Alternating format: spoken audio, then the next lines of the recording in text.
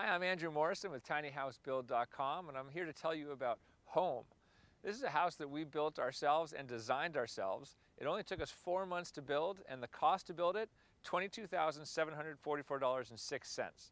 Now that does not include the interior cabinetry and appliances. So if we throw all of that in and have this exact structure, we're looking at $33,089.72.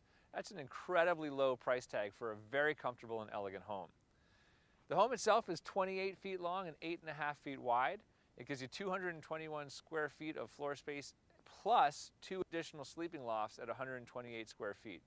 It's very comfortable, very elegant. Come on inside, let's take a look. All right, welcome to the inside. Now the first thing I notice when I come in here is the feeling of spaciousness. We've got really tall ceilings in here. They're about 11'6" at the tall side. And what we didn't do was use a gable roof. We didn't want to have a point where we lose a lot of headroom on the edges. We went with a shed roof, and that brings this open space all the way across the entire inside of this area, which really makes it feel big. The other thing is we've got on this side of the wall, when we walk into the room, we've got this really nice framed area here. Now this is basically our living room couch.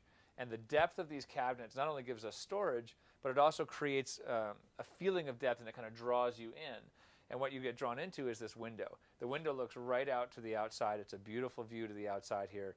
And we got about 5.5 acres on this property, so we have a lot of nature around us, and we try to take advantage of that. Now again, I turn back around, and the door that I came in through, that's also glass. So that gives another feeling of openness. It brings light into the room. You can picture if this were a solid door, once you come in and close that door, you might feel kind of trapped or at least closed into the structure. So having the light on both sides allows that openness and brings the inside outside and the outside inside. Now we've used cabinets all around, not just the living room area, but other places in the house as well. And what this provides is a ton of storage. We've got space for linens up here. We've got tons of extra storage up here, which we're barely using at this point. All of our camping gear is set up in here. We've got these 2 cabinets again down below underneath, which is what makes the bench. So it gives us not only a nice comfortable sitting area, and it's nice and wide, but tons of storage down there as well. Move a little bit further over and we get to our office. This has everything we need for our office right now, except for our printer, which is in a different cabinet. All of our office materials that we need, wires, pencils, stamps, cork boards to keep notes on, all of that stuff is in here with still tons of room to spare. So lots of space, all created in this very, what I think is very elegant looking cabinet, which, as I said earlier, frames in our living room area, so it kind of serves 2 purposes. Let's talk a little bit more about the office storage space here, because every little detail in a tiny house matters, and how you put things together in one space versus another depends really on that space. So for example, here we've got these 2 little hangers, I guess. So we've got a place to put our bills where we need to pay things, and things in the back which we need to scan. Now this is the coolest part of it, the scanner here, let me pull it out here because it's another one of these great small things. Woo, stamps on the ground. So this scanner right here opens up. I've got a whole video on this online you can check out, but this thing allows us to have a paperless office. It connects right to the computer, and any receipts or information that I have, grab those stamps. Any information that I have that I need to put into my computer, I can scan it and run it right in, and it's in there permanently. It saves it in 2 places. Anyway, I won't get too much into that because you can look at that online later. But it's basically what allows us to have very little stuff in our office is that little scanner, and it allows us to scan everything and make it digital.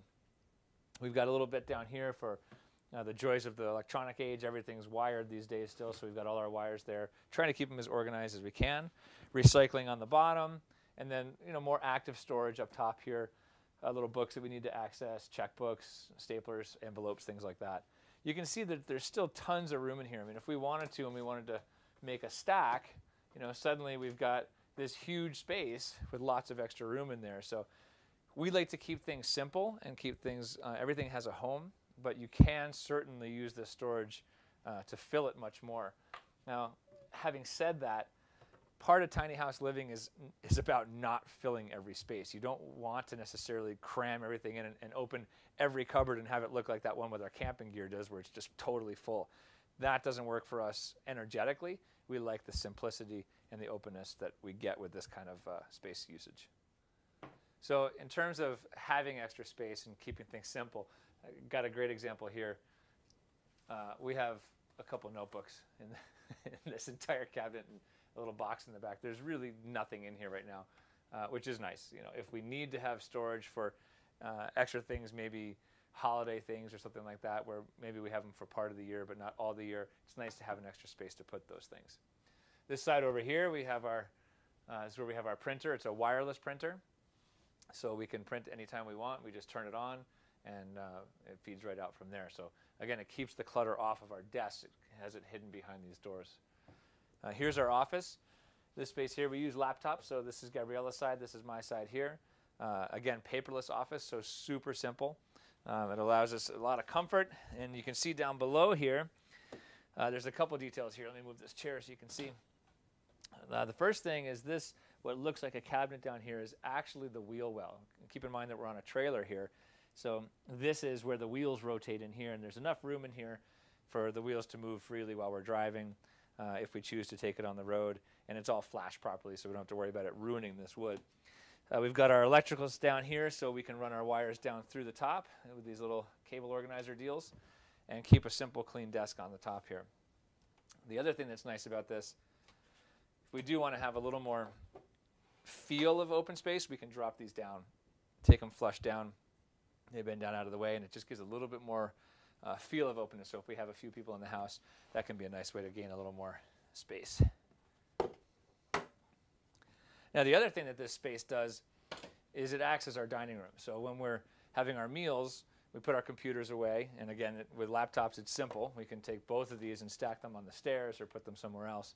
And this becomes our dining area. So we can eat comfortably. Another beautiful view looking out the side, out of the back of the house here, I should say, not the side, out of the back. So it's a very peaceful place to eat. And it's a very good use of space used in two different ways. Like I said, one is an office and two is a dining area.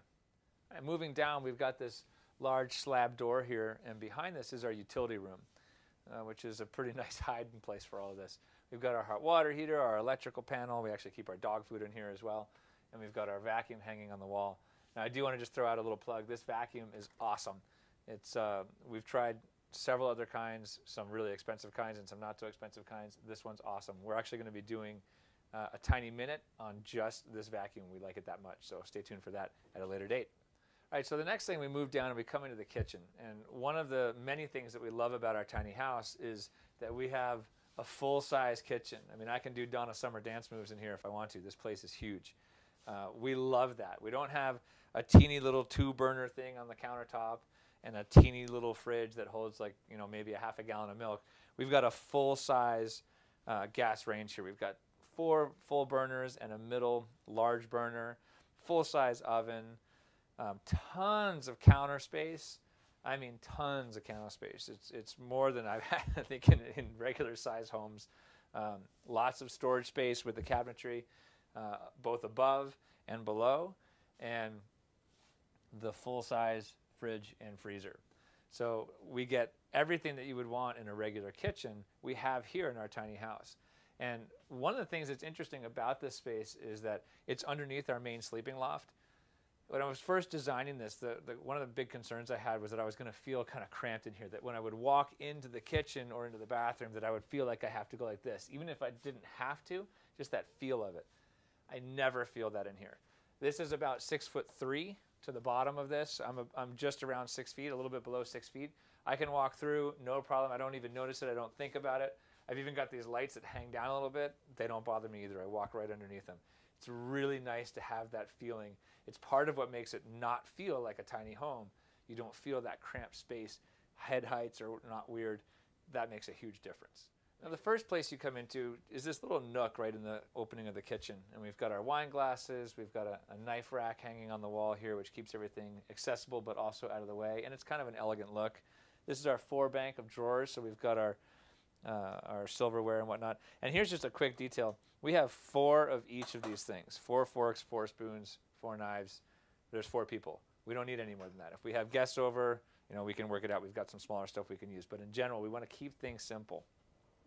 Our spice rack, again, everything labeled and organized. You know, go down the drawers. We've got a nice dry storage for our potatoes and root vegetables. So again, everything has a place. In the kitchen itself, you know, we've got a few things hanging up. Again, 1 wooden spoon, 1 spatula. We don't need 6 wooden spoons. We get into our cupboards here. Let me get out of the way so you can see. Lots of space here. We could still, stack things over tighter, and we could have more food storage if we want it, but this is about what we need. We don't need to have a lot of dry storage other than what we already have in here. Again, keeps everything simple. Nice full-size sink. Underneath the sink, we've got our pull-out recycling and our pull-out garbage over here. Both of those, again, space-saving ideas. The Lazy Susan in the corner gives us lots of extra storage. Again, not tons of extra stuff in there, just enough for what we need. Our drying rack, wine rack. Coming over, we've got on this side, we've got our plates and glasses. Again, we've got probably a few extra glasses, but it's nice to have a glass of water up in the bedroom sometimes when you still have one downstairs. Tons more storage. Again, we've got drawers on the tops.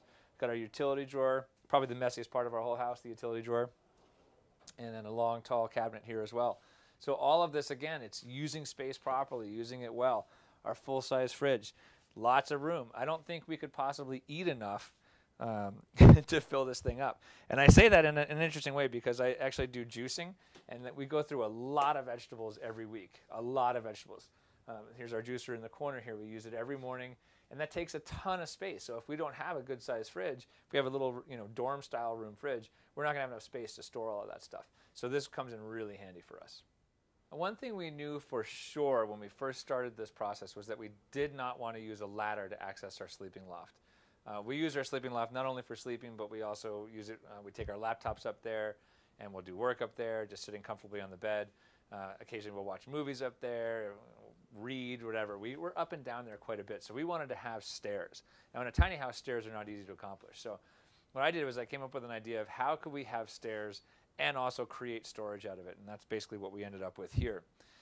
This provides us tons of room for our shoes.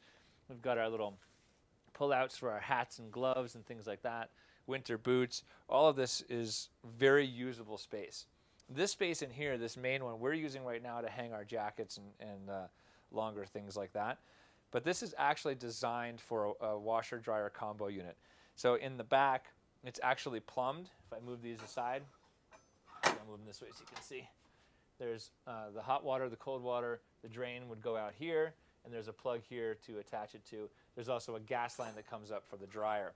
So it could be, if we decide to go with the washer-dryer combo, it will fit perfectly right in here, specifically designed for it.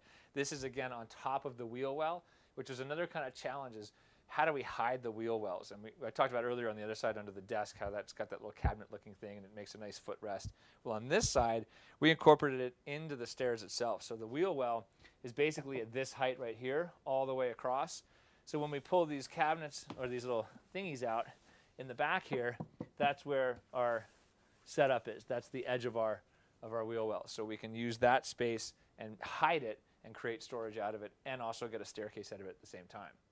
Okay, so a tiny house with stairs is definitely not a common thing. So I want to show you how we managed to fit this in and make it work really well. So a regular set of stairs, not a big deal. This set of stairs, not a big deal. Totally comfortable to go up. And when we get to the top, you'll notice here, this riser is twice as tall. That's intentional. If I had another riser here and then I had to get onto my knees, I would feel like I'm hunched over and it would be uncomfortable. From here, I can step straight into the loft and off I go. That makes it much more comfortable. Also coming out, when I come out of the loft, he's going to go down first, I guess. When I come out of the loft, my wife especially fits incredibly comfortably here. I'm a little bit taller, so a little bit more feel here. But I can step right to here, and I'm ready. I'm standing position right off the bat, ready to go down. Now, we don't have a need for really anything else here to make this comfortable. If I'm feeling like in the middle of the night, I might come down, and I'm half asleep, and I'm tired, and I'm coming down to go to the bathroom, I can hang on to here just to give myself a little more stability coming down the stairs. But it's really not necessary. It's such a natural feel for the walk of the riser height and the treads and the width of the stairs. Very, very comfortable to use. So here's our bedroom loft. You can see it's very comfortable. If we want to sit up here, we've got these bed loungers we can sit comfortably against. We've got a little light on them. We can read. We can use our computer. We can just lounge up here. It's very comfortable, very spacious. This loft is actually 10 feet deep and 8 feet wide, plus or minus. So lots and lots of space up here to feel comfortable. I have to comment a little bit about the tiny house dog. It's important if you're going to live in a tiny house to have a relatively tiny dog. We actually have this amazing dog. His name is Oscar, and he fits in here perfectly. We also house sit or dog sit for some of our friends, and there are times where we've had Oscar plus 2 other dogs, and those other dogs happen to each be about 80 pounds. That starts to get a little tight in a tiny house, but it's doable. That's the good news. All right, so over here, back to the house, we've got our 2 sets of dressers here. This one on this side is Gabriella's. This on my side, on this side is mine. And everything we need for our clothes, other than what we have hanging downstairs, are in these 2 dressers. So again, it's not just about living in a tiny house. It's about downsizing all of the stuff that goes with it. So I don't need 6 pairs of jeans. I need maybe 2 pairs of jeans. In fact, I pretty much only wear 1 because they're my favorite jeans. All right, so again, organization goes a long way in a tiny house. You can see here we've got these little organizing bins that go into this bottom drawer. So this allows me to have my socks and my handkerchiefs and my underwear and my belts and everything organized and easily accessible. Other than that, we've it's basically just regular clothes and shelving all the way up. Again, simplicity. We don't want to go with tons and tons of shirts. I don't need 45 t-shirts. I need enough t-shirts to be comfortable with and leave myself the extra space. It feels better to have the space than it does to have the extra t-shirts. That's what my opinion is, at least. So again, we're keeping everything simple and everything clean lines. I want to show you over here.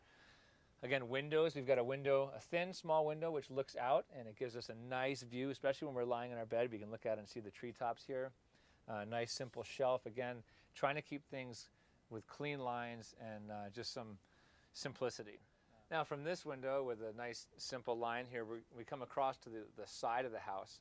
We've got another window which looks out, which again brings more light into the room and gives us an open feel.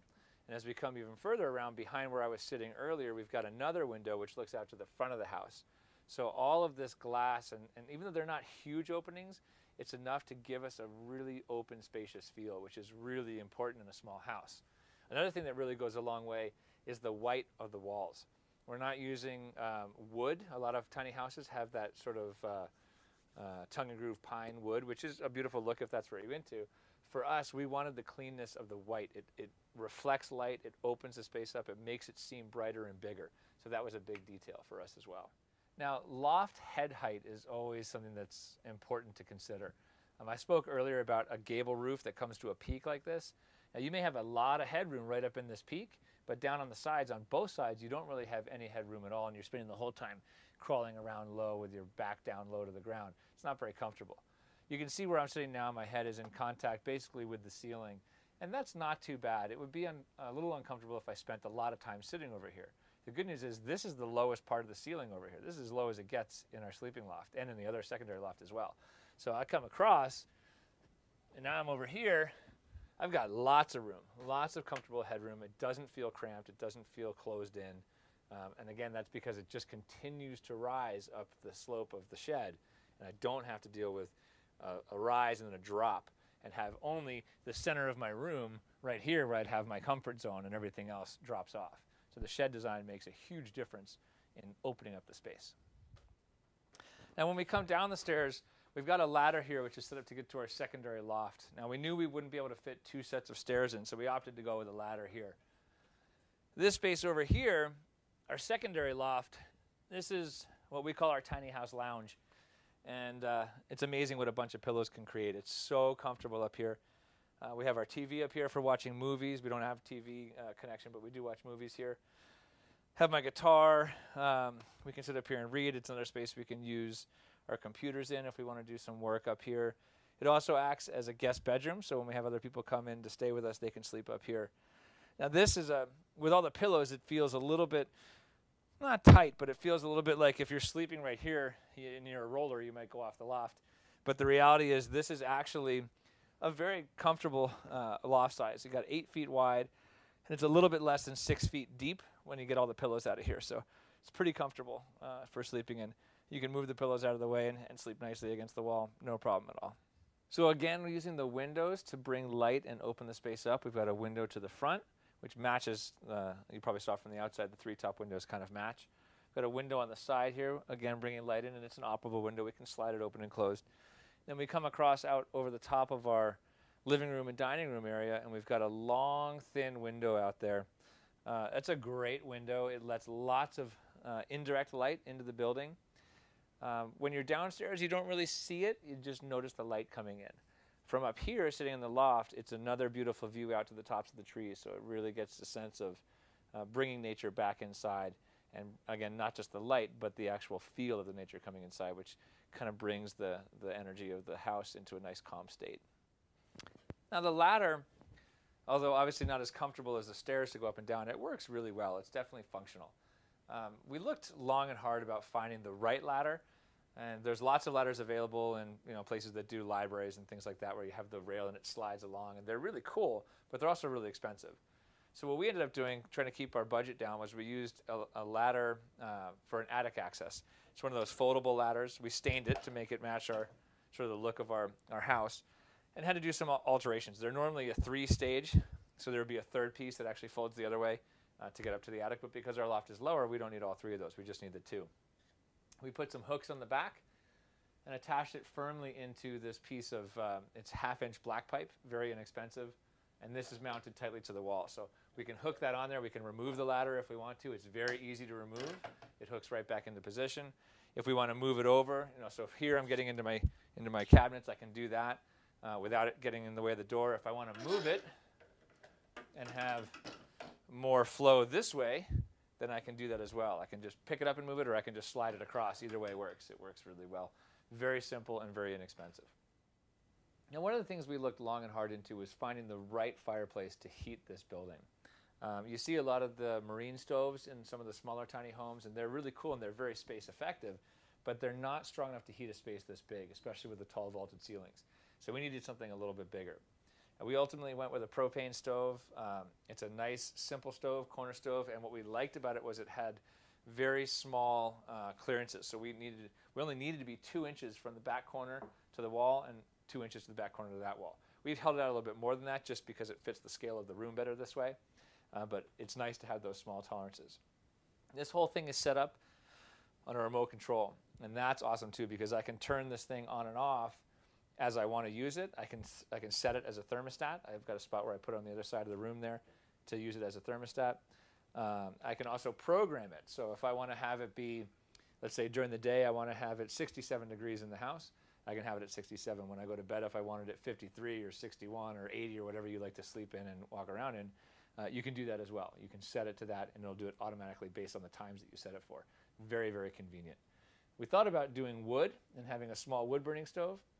The challenge with that is I don't want to come home after being away for 4 or 5 days and have to heat the house back up. I also, in the depths of winter, if I go away for 4 days, I don't want to have to drain all the water out of the house, so I don't run the risk of bursting pipes. So having this set up on a thermostat allows us so much more freedom to be in the house, to be away from the house, and to come back to a nice, comfortable, warm home when we come home. Under our secondary loft, again, it's the same head height, so we have that no worry about clearance, which is really nice. We've got our bathroom. Now, the bathroom itself is a pretty reasonably sized space. We actually opted to go a little bit bigger and create a little more comfort in here.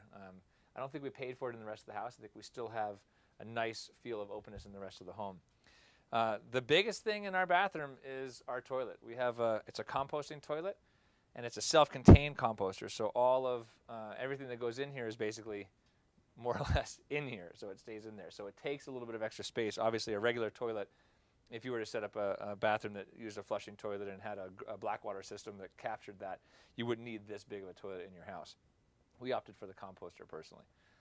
We also have our towels and our robes hanging. We've got a nice tall cabinet here which has all of our stores all the stuff that we need in our bathroom. Again, minimalist. We don't have a ton of stuff. We just have enough to keep us comfortable and have access to the things we need. Some cool little details. Obviously, I don't shave very often, but I do have a razor to kind of keep my beard trimmed up. And we've got a plug here inside the cabinet. I can plug directly in and close this up and let it charge up so that when I'm ready to use it, it's ready to go. And I don't have to have it sitting on my sink, basically charging or out in the house. I can have it hidden away in here. Very convenient. All right, so our bathroom sink, we went for a pretty good sized sink here. Again, we could go smaller. They make them as narrow as 15 inches, but that just seemed way too small for us. So we went with a nicer, broad model. We've got up top here, we've got a mirrored double door with lights in it, which is really nice because, again, our headroom, although it's very comfortable, it doesn't leave us room to put a vanity light over the top of our mirror. So having it incorporated into the mirror works really well. Gives us lots of storage space inside. And another cool detail of this unit is the lights actually go to the inside as well. So at night, when we're in here, it does illuminate the inside so we can see what's in there, which is pretty sweet. Now, the other thing that I really like about this is that the sink unit is designed specifically so that the drain valve is a pancake valve. When it drains down, it lands flat and shoots straight out. It doesn't drop and do the P-trap the way that most sinks normally do. And what that allows us is to have an operable drawer here. Lots of storage space in here, lots of room for expansion if we want to put more things in there. And when we close it, it closes fully. We don't run into the piping at all. We've got another one down below. This is probably the most crowded drawer of our entire house, but it's got all our first aid kits, everything we would need should anything go wrong in the house, along with other just sort of basic stuff like Band-Aids. Very, very good use of space right there. Very comfortable. Over here, right next to it, we've got the shower. I'm going to jump across here. Now, on the other side of the wall from our bathroom sink, we have our shower. And this is a 2'6" by 2'6" shower, so it's reasonably sized. It's not a teeny little thing. Again, I'm a 6 foot tall guy roughly, and I can fit in here with total comfort. I've got a soap dispenser, which has our shampoo, our conditioner, and our soap against the wall, and a shower curtain, which closes it off and keeps the water from splashing around. Now here, if you live in a more urban area, this big of a window in your bathroom is probably not an option, or if it is, you might want to have shades here. So for us, we've got a nice, beautiful view out here as well, and it brings lots of light into our bathroom. And it's not a small space. I can move around. I can do my stretching and my calisthenics and all that good stuff in here. And there's lots of space, but this makes it feel even bigger because I can see out and bring that space once again back into the house. Now we have this big window here. All the way down the other end of the building, we have another window. So again, we've got like the front door and that glass window that we looked out through the living room. We've got the same thing here on either end of the house where we've got visual patterns straight through the house. A line of sight through an object makes that object feel bigger. So it's a good design tip. So thanks for joining us on the tour of home. I hope you enjoyed it. If you want to learn more about this structure, please visit us at www.tinyhousebuild.com. But most of all, stay classy.